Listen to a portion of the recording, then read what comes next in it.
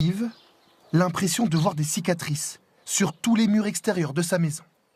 Tout ça, c'était des fissures qu'ils ont écartées pour les remplir d'un ciment haute densité. Les premières fissures apparaissent en 2018.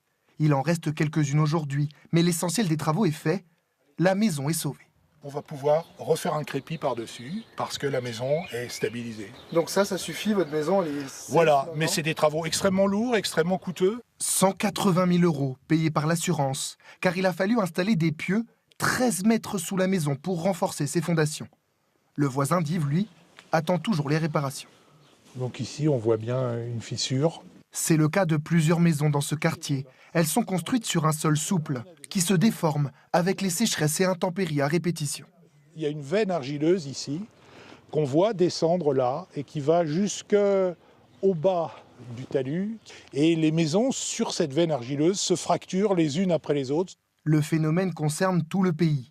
Dans les années 80, le Sud-Ouest recense le plus de déclarations de sinistres. Le risque se propage aujourd'hui à l'est de la France. Les récentes sécheresses qu'on a pu connaître, comme par exemple 2002, qui est l'année de tous les records, peut expliquer aussi cette augmentation.